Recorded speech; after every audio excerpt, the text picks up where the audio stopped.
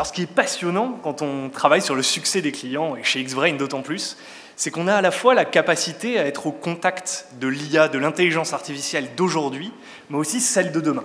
Alors aujourd'hui, parce qu'on vit l'intelligence artificielle, on est expert dans la reconnaissance du langage naturel.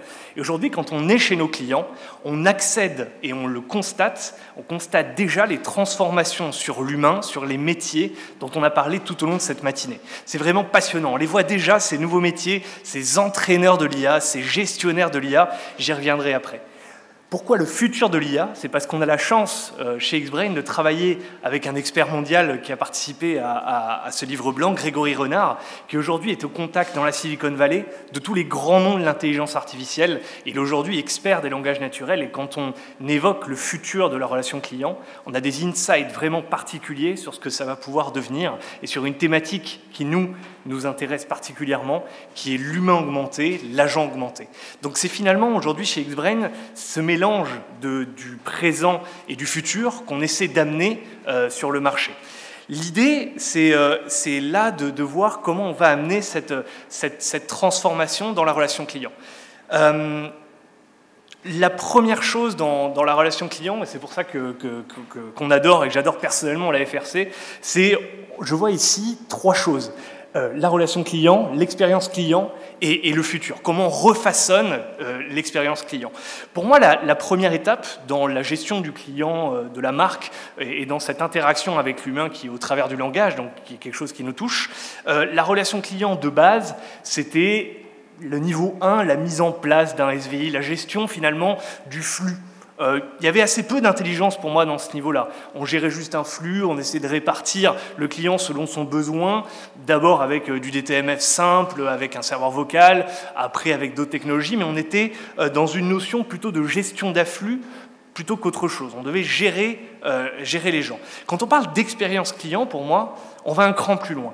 On est bien dans quelque chose qui doit aller au-delà, dans accéder au client sur le bon canal, lui donner la bonne information au bon moment. Et là, c'est toute la folie des bots. On entend tout ça, c'est ultra trendy. Dans la Silicon Valley, aujourd'hui, il n'y a pas une start-up qui ne lève pas de fonds s'il n'y a pas le mot bot et intelligence artificielle. C'est quelque chose vraiment de très commun. Et dans l'expérience client, finalement, on en est là. On en est à la mise en place d'un bot qui va gérer le premier niveau d'information et finalement juste essayer de donner des infos, mais pas vraiment dans ce que nous on appelle, et c'est pour moi la 3e étape, l'enchantement de la marque. On rend un service, mais on n'enchante pas, on ne va pas aller au-delà de le simple don d'information, la simple prise d'information. Et ce qu'on veut amener, quand on parle d'intelligence artificielle dans la relation client, nous, Xbrain, c'est cette notion d'enchantement, c'est être heureux d'aller vers la marque et d'avoir un premier niveau d'interaction avec une intelligence artificielle qui vous comprend, qui vous permet de résoudre vos problèmes, qui vous permet d'aller au-delà, d'avoir une vraie interaction, et un cran plus loin, qui va permettre à l'humain derrière que vous allez avoir d'avoir les bonnes informations pour vous rendre ce service et d'être augmenté par l'intelligence artificielle.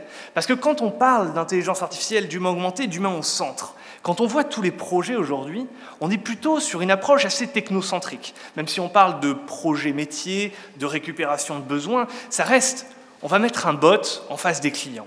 Mais finalement, quand on parle de projet d'intelligence artificielle, on est bien sur la totalité de la chaîne de valeur de l'entreprise. On est bien sur des transformations profondes qui vont être amenées dans les centres de relations clients, tant sur les outils que sur les process. On n'est pas juste sur la réflexion de quel est le simple scénario que je vais mettre en face de mes clients pour résoudre des problèmes, mais comment l'IA, les outils qu'on va mettre en place, vont transformer le métier, non pas de tous les métiers de l'entreprise, mais celui qui va être au contact de la relation client, l'agent.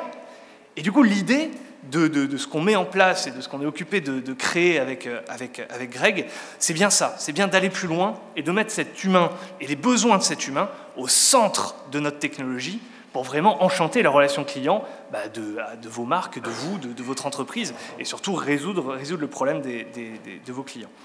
En fait, quelque part, si on résume et si on fait un peu de prospective, pour moi, il y a 3 grosses disruptions dans ce qu'on amène. La première disruption, c'est la mort du SVI. La mort du SVI telle qu'on l'a connue. Le bon nombre de marques, j'y suis confronté quotidiennement, Quand on appelle une marque, quand on veut résoudre un problème avec une marque, on va d'abord tomber sur une musique d'attente, avec une voix robotique. Moi, quand j'y repense, j'ai été confronté avec peu importe, avec une marque récemment. Ça m'a fait penser à ce que je faisais en techno, au collège, le répondeur téléphonique. L'attente téléphonique, c'était un truc en PVC sur lequel on mettait le combiné de téléphone fixe à l'époque et qui faisait une petite musique qui n'amenait finalement rien d'autre que de l'énervement et de l'attente. Finalement, ce temps d'attente, aujourd'hui, on ne s'en sert absolument pas. C'est un temps génial. Quand dans les médias, on parle d'utiliser du temps de cerveau, là, on a un temps avec le client privilégié qu'on n'utilise pas, on le laisse patienter. De temps en temps, on lui fait écouter une petite musique sympa avec bien souvent malheureusement détériorée, une voix qui peut annoncer 2-3 éléments sur la marque, voire profiter pour faire 1 ou 2 pubs sur les nouveaux services. Mais quelle est la valeur? Qu'est-ce qu'on amène? Ce temps d'attente doit être privilégié, doit servir. Donc la mort du SVI, pour moi, c'est ni plus ni moins que profiter de ce temps-là, de comprendre, de permettre au client de se faire comprendre, de donner des premiers éléments sur ce qu'il attend, voire de lui résoudre. On parle de self-care, mais c'est aller un cran plus loin. C'est d'avoir une conversation, finalement, avant d'atteindre l'humain, si nécessaire. Et réfléchir comme ça, en se disant comment j'utilise ce temps d'attente pour rendre le service, ça transforme radicalement la manière de mettre en place des SVI. On ne pense plus à la musique, on ne pense plus au choix, on va même au-delà d'un cran plus loin avec le scénario. C'est comment on va pouvoir anticiper sur la demande du client et utiliser son temps d'attente pour lui rendre service. Donc voilà, l'idée, c'est vraiment de gagner du temps et d'utiliser la compréhension du langage à ce niveau-là. Donc utiliser ce temps d'attente. Le deuxième élément, c'est que l'intelligence artificielle, aujourd'hui, est votre nouveau niveau 0, ou niveau 1. Moi, j'ai commencé ma carrière dans les call centers pour une assurance. On avait le classique niveau 0, niveau 1, niveau 2, niveau 3, et des coûts différents, effectivement, par ticket. Aujourd'hui, l'intelligence artificielle doit vous servir à faire de la pré-qualif. Aujourd'hui, quand on va dans les CRC, on adore aller dans les centres de relations clients. J'y vais tout à l'heure, j'ai un train à prendre à midi pour New York, dans une compagnie d'assurance, pour une immersion. C'est génial de voir à quel point, de voir comment ça fonctionne. Aujourd'hui, la plupart des premiers tickets rentrés par un humain, c'est mécanique. C'est comment vous appelez, quel est votre numéro de dossier, quel est votre problème. Et il y a une perte de temps et malheureusement une perte pour l'entreprise de la matière grise de ses employés, juste dans une répétition mécanique d'éléments de départ. Utilisons ça, utilisons l'IA pour traiter ces problèmes-là à la place de votre agent. Vous allez non seulement lui permettre de gagner du temps, vous allez gagner de l'argent, et vous allez lui permettre d'utiliser sa matière grise là où il est vraiment compétent. Donc l'idée, c'est vraiment ça, c'est d'utiliser l'intelligence artificielle comme niveau 0 et niveau 1. L'IA, elle n'a pas de problème de formation. Elle a des problèmes d'entraînement. Donc là, c'est les nouveaux métiers dont on parlait tout à l'heure. J'ai adoré l'intervention d'Accenture. Au départ, c'est vraiment ça, les nouveaux métiers, les entraîneurs de l'IA. Nous, on a des coachs de l'IA.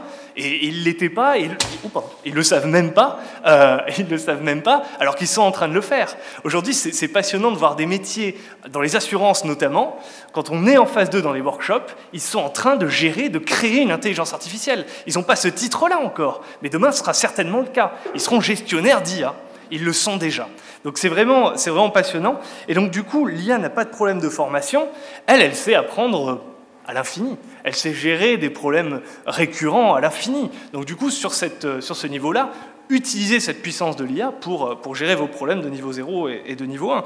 Et l'idée de ce truc-là, dans la préqualification, dans un niveau 0 et niveau 1 bien déterminé, c'est le transfert, ce qu'on appelle seamless à l'humain, qui va lui permettre de prendre la main avec toutes les informations nécessaires pour résoudre le problème du client. Donc récupération d'informations contextuelles, etc. Et justement, quand on parle de transfert seamless à un humain, nous, on est persuadés, c'est le troisième point, que l'IA est le démultiplicateur de l'humain. Ça va être un effet multiplicateur, non pas pour la réduction d'emploi, pour le gain d'économie pure, mais pour aider l'humain, pour lui permettre de se repositionner et d'être au centre de ce qu'il va faire et de ne plus être passif. L'idée de l'IA, c'est de donner plus d'informations, de donner plus de temps, d'utiliser encore une fois ce temps de cerveau pour résoudre le problème et pas pour se prendre la tête. L'idée quand on parle de multiplicateur de l'IA, c'est cette capacité de repositionner votre agent en agent augmenté. L'agent augmenté, pour nous, c'est quoi ? Ce n'est pas la capacité de prendre des appels à la chaîne et de découvrir au moment de la prise d'appel tout ce qui se passe, justement de refaire un diagnostic, d'être de nouveau finalement face à une inconnue et du coup de perdre du temps quelque part avec cet inconnu-là. L'idée de l'agent augmenté, c'est que quand il prend l'appel, déjà c'est lui qui va choisir l'appel. Il va choisir l'appel sur lequel se concentrer. Pourquoi cet appel? Pourquoi ce chat? Alors quand je parle d'appel, c'est au sens large, hein. Je parle d'interaction client finalement. Qu'on soit aujourd'hui le multicanal, c'est une réalité. Dans l'IA, on ne se préoccupe plus, tout ça au niveau technologique, c'est fait. On sait gérer à la fois du voice, à la fois du chat, à la fois n'importe quel canal, Facebook, WhatsApp, peu importe. Ça, c'est une réalité technologique, c'est fait. On parle d'interaction. Donc quand on parle d'interaction, c'est se concentrer pour l'agent sur l'interaction où il va avoir de la valeur ajoutée. Pourquoi et où il a de la valeur ajoutée? Tout simplement parce que je suis, moi en tant que client, en difficulté.